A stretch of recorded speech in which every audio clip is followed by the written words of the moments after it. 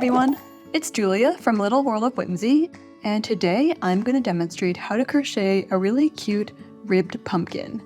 The best thing about this pumpkin is that it looks knit even though it's crochet, and I'm going to show you the secret to making these really cute ribs in today's tutorial. So let's jump right into the materials. For this pattern, you'll need one ball of yarn that is bulky weight yarn, so that's category 5. And I've chosen this burnt orange color today, and it happens to be Hue and Me from Lion Brand, although you can substitute any bulky weight yarn. I'm also using a sport weight brown colored yarn for the stem, and this one is from Hobie. Since we have 2 different weights of yarn, we also have 2 different hooks. So for my bulky yarn, I'm going to be using a 4.5mm hook. And for my stem, I'm going to be using a 3.25 size D hook from Clover.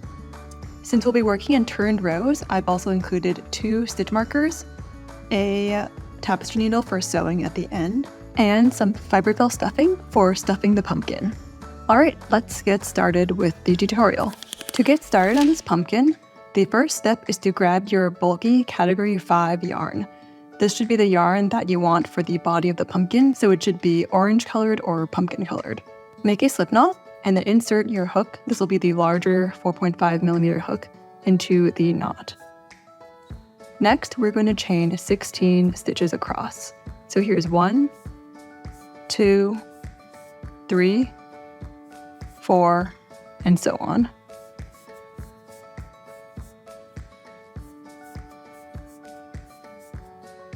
After chaining 16 across, we're going to insert our hook into the second chain from the hook.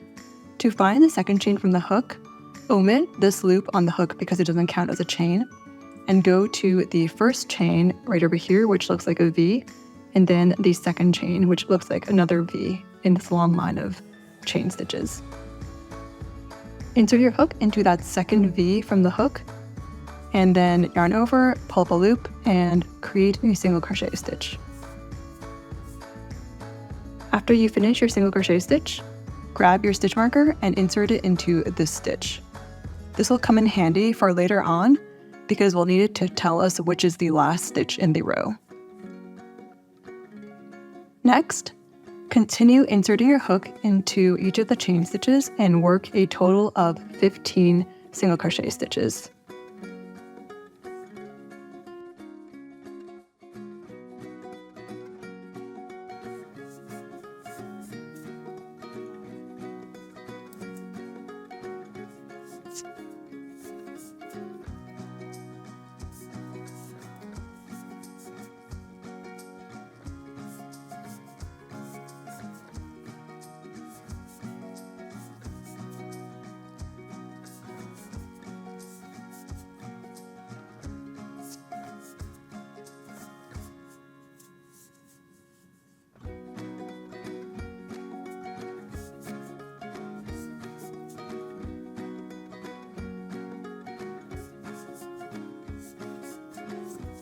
Now, at the end of the row, your work should look like this.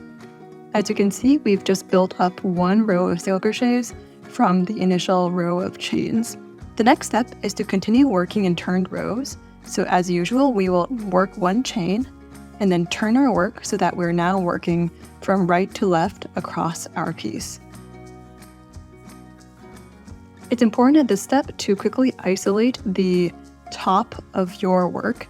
It should look like the chains before with all the V's feeding into each other.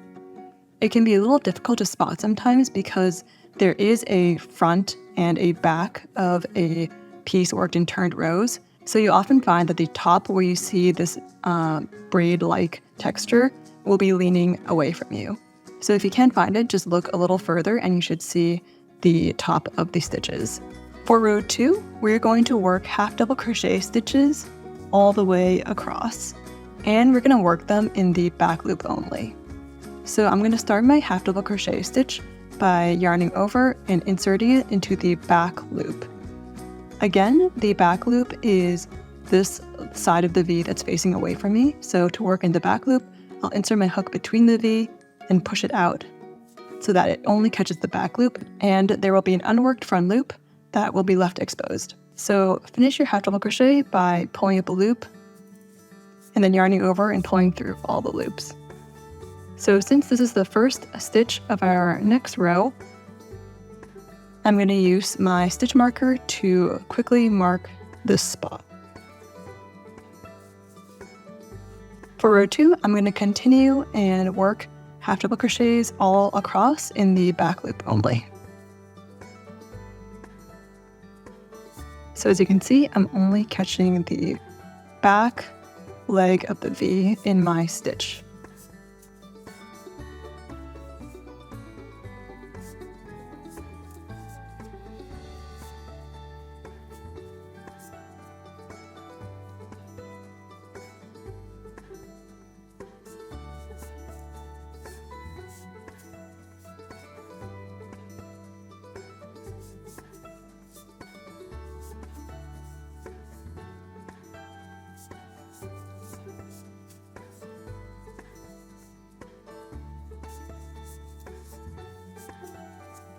So now we're almost done with row 2, and as you can see, we've just come onto the stitch that has a stitch marker in it. So I originally placed the stitch marker to tell me where the last stitch in the row would be, and it's coming in handy now, because if I didn't have a stitch marker here, it would be a little bit difficult to tell whether this was the last stitch or not, or whether I'd already completed all the stitches. So I'm just going to remove the stitch marker, work the last stitch,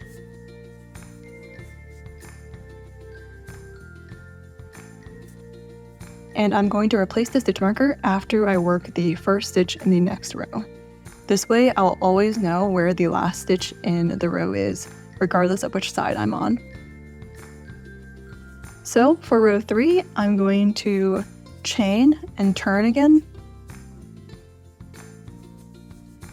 And this time for row 4, I'm going to work really loose slip stitches all the way across, again in the back loop only. So the first one will be in the first stitch. So I'm going to pull up a loop and then pull through to create my slip stitch. And as mentioned previously, I will insert my stitch marker into the first stitch of this next row. And this is how I'm going to be moving my stitch markers up to follow me as I work. So now I'm going to just continue working really loose slip stitches, again in the back loop only, all the way across.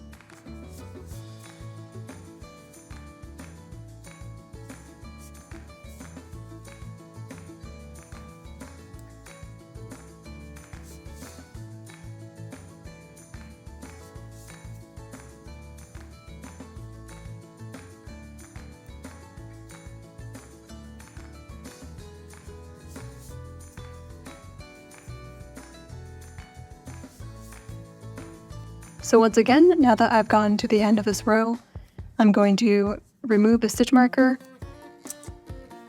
work my last stitch, and then I'll replace it after I work the first stitch of the next row. So at the end of this row, I'm going to chain and turn, and I'm going to work half double crochet stitches into all of the back loops of this row for row 5. So here's my first half double crochet, and then I'll replace my stitch marker.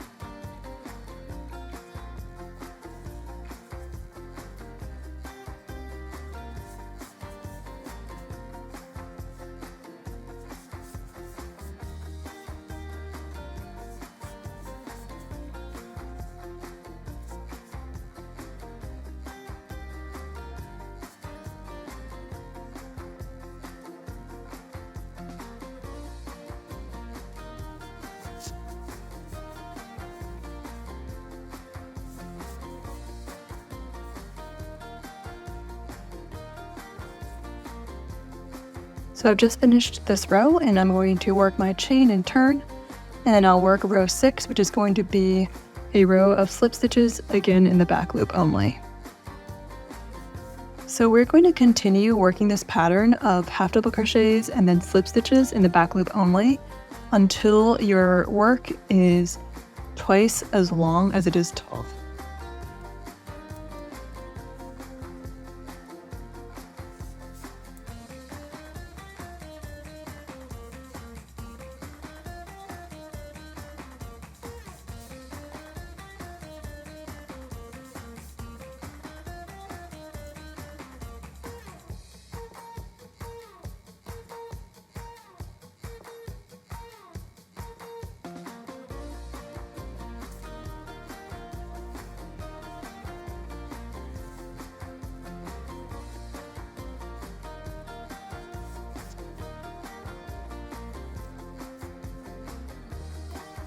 Okay, so I've just finished row 6, and as you can see, there are really nice slip stitch details on the back which form the ribbing.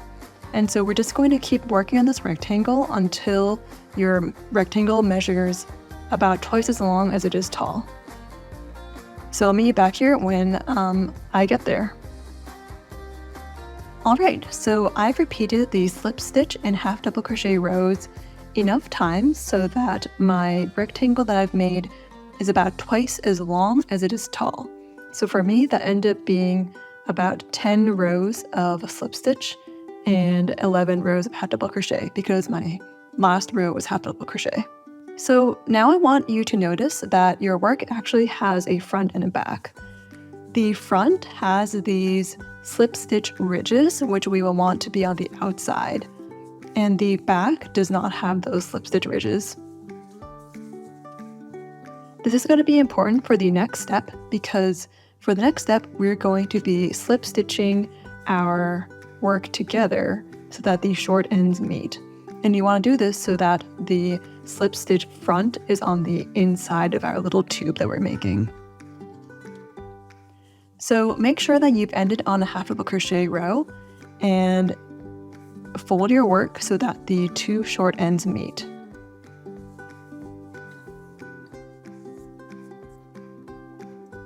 Make sure that your hook is on the right side of your work so that you can crochet across, and we'll begin seaming.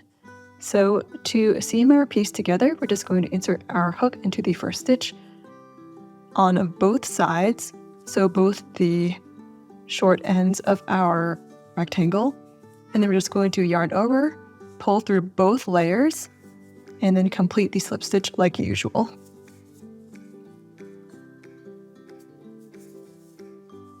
And we'll do this all the way across. So I'm going to insert my hook into the next stitch, through both layers, yarn over, pull through, and then complete the slip stitch.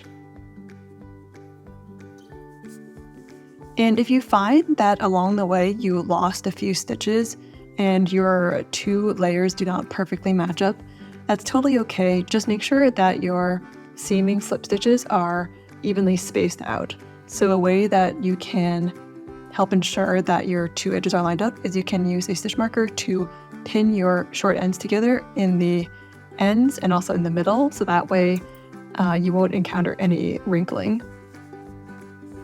So I'm just going to continue slip stitching across to make my rectangle into a tube.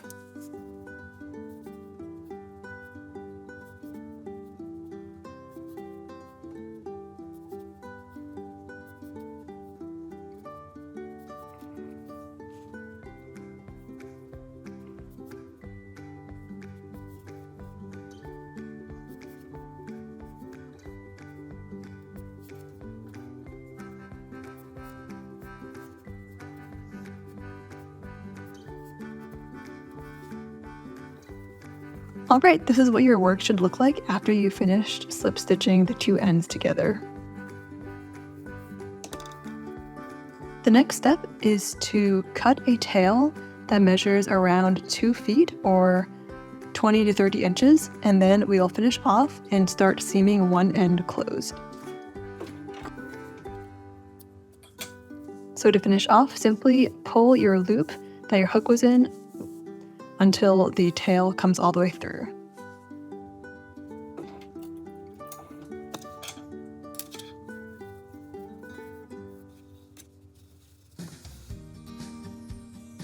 For our next step, we're going to transform our open cylinder into a cylinder with one end seamed and cinched closed like this.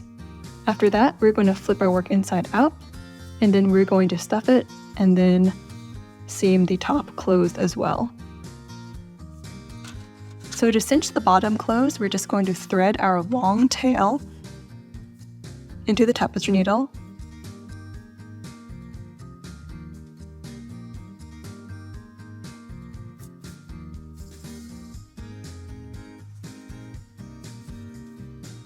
and now we're going to weave our tail in and out through each of these rows.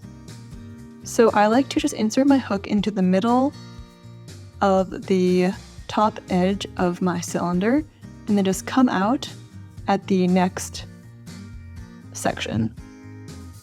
So this will mean that you will be sewing a really loose running stitch all around the top.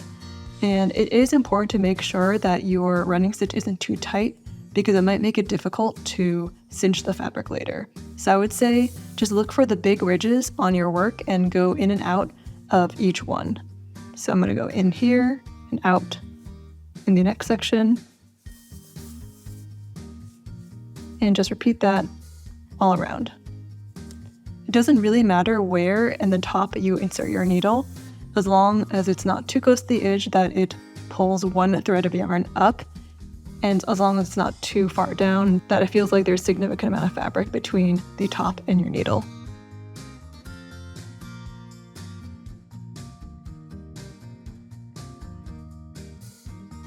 Alright, after working your running stitch all around, your work should look like this. So just give it a tug and you should cinch closed neatly, just like the top of a drawstring bag. Now we just have to secure the top closed like this. And we're going to do that just by sewing our tail through the top. So make sure it's cinched as tight as it can go. Pull really, really tightly and then hold it closed with your other hand and then insert your needle and just go across.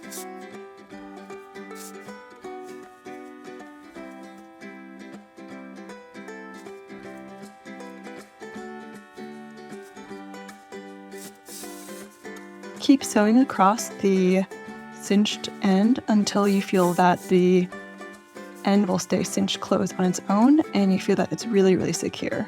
I like to pretend that I'm just sewing X's across the top.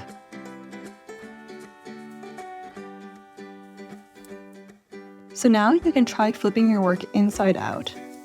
So this actually means that the right side with these nice ridges is exposed, since this is how we planned it. And at this point, you can see whether you're satisfied with the job you did on seaming and the cinched end close. If you feel like you can still see some gaps, then you can just add some more stitches right now. But otherwise, this looks pretty good. And this is going to be the bottom of our pumpkin, so don't worry if it's a little messy.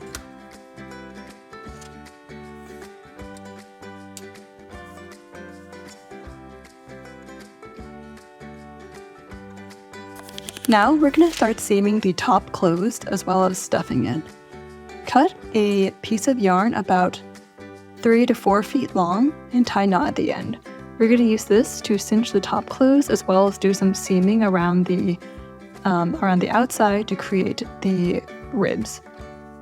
So I'm going to just do the same thing I did before and insert my needle from the inside to secure the knot and just cinch the top closed by weaving my needle in and out of each of these rib sections.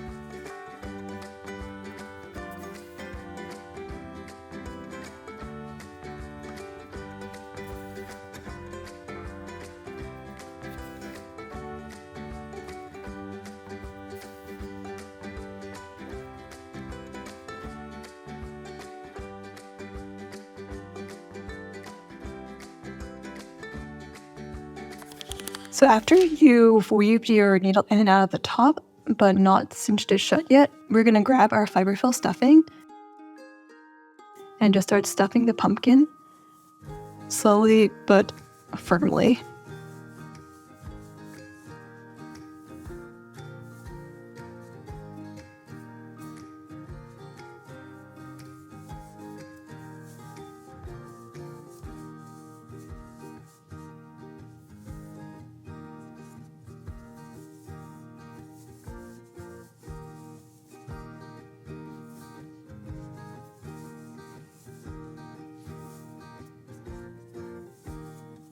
After you've stuffed the pumpkin firmly, pull the top closed so that there's a small hole at the top.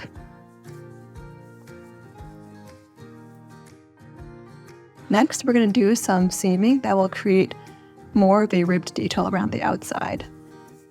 So pull the top closed until there's only a small hole, and then insert the tapestry needle all the way down until it comes out right at the bottom.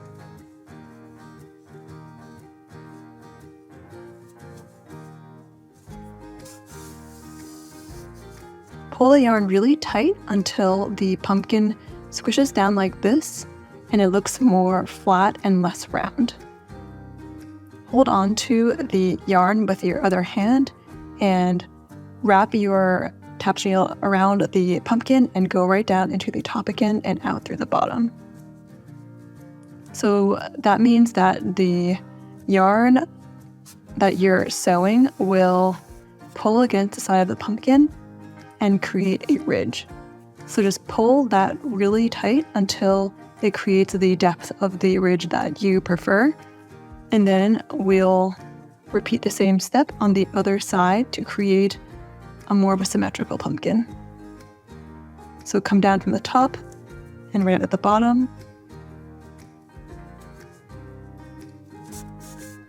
And make sure that the yarn that you're sewing is opposite from the ridge you just created. So this will create a symmetrical pumpkin shape.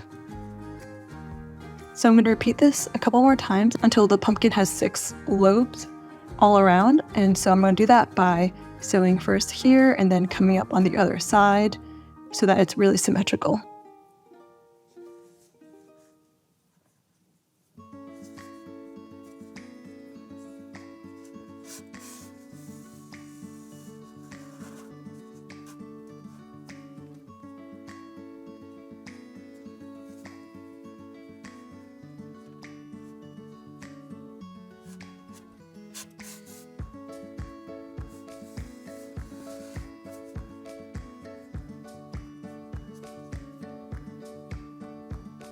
Alright, after you've created your 6 lobes,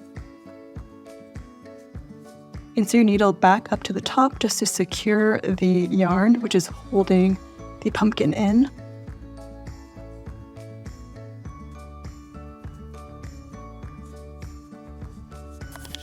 If you're having a hard time getting the needle through, you can always use pliers, which really help me. So at this point, the yarn should be really secure and it probably won't be at any risk of coming out since you've secured the yarn by threading it back through the top. So now you can cut the yarn and we'll just work on the pumpkin stem. So for the stem, we're going to use our sport weight yarn and our smaller hook, which is a 3.25mm hook. For the stem, we're going to start with a magic ring.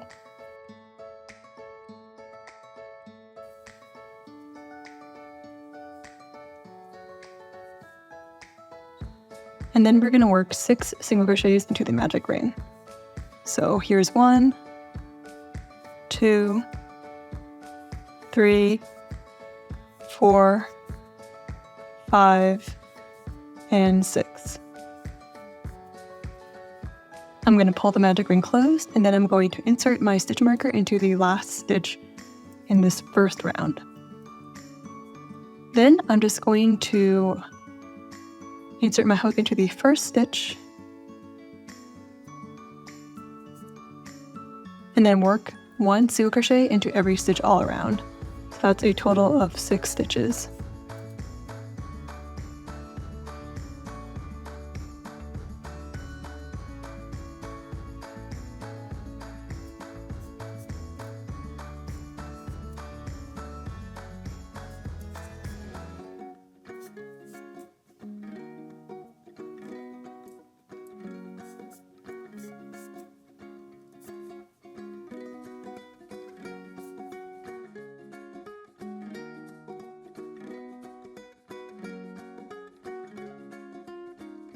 So now we'll work into every stitch all around 2 more times, so we'll have a total of 4 rounds of 6 stitches.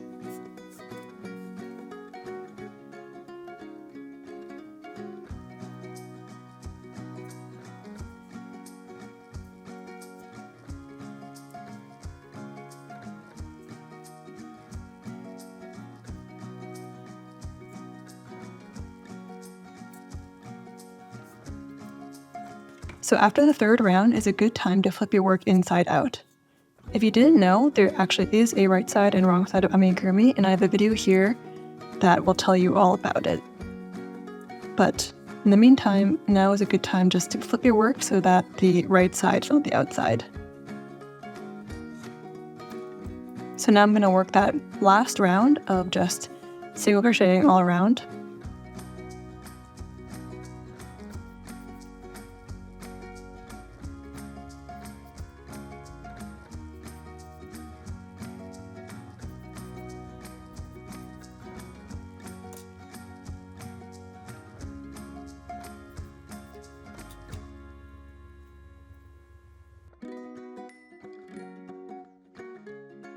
So now that we finished that step, we're going to move on to round 5. So for round 5, we're going to increase into every single stitch.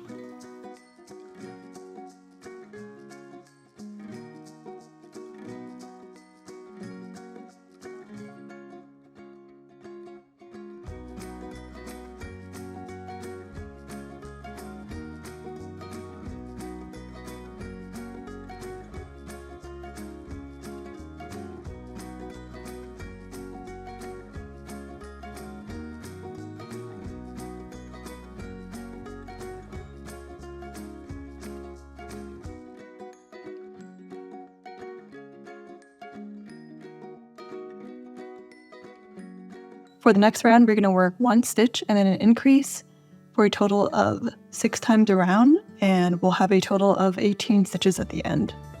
So here's 1, and then the increase.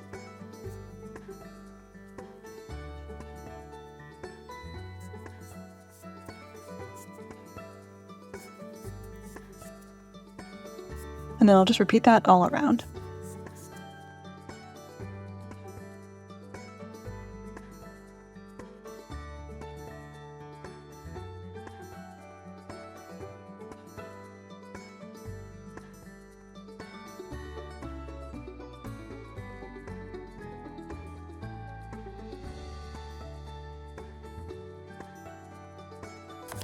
Alright, we're almost done. We're just going to work one last round, and it's going to be 2 single crochet stitches and then an increase.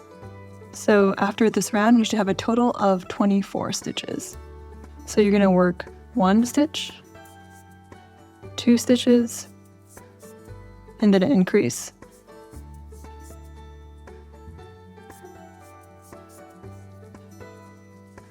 And then we'll just repeat that all around until you get back to the stitch marker.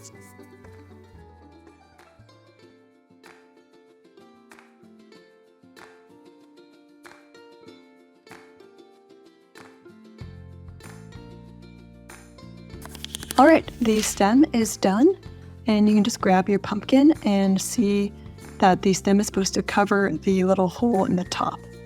If you feel like the stem is too small and doesn't cover any gaps that you have at the top, you can just add another round by working 3 single crochets and an increase, and so on until the stem is as large as you want it to be. So I think the stem came out super cute and it really matches the pumpkin. So I'm just going to finish off, and then I'll just sew the stem to the top of the pumpkin. Alright, so I've just sewed the stem to the top with a running stitch, and as you can see, it's all done. You just have to weave in the ends, and I think it turned out really cute. So you can make this pumpkin in all different sizes. You just have to use different yarn, or you can just make the rectangle that we made at the beginning a little bit smaller. Those are all ways to size up or down this pumpkin. You can also fill it with potpourri or any kind of other herbs or spices to make it smell good. And it's a really cute decoration for fall that won't die on you, which is really nice. So that's all I have for today. So thank you so much for watching. And if you enjoyed this video, please like and subscribe, and let me know in the comments what other projects you'd like to see in the future. Thank you so much.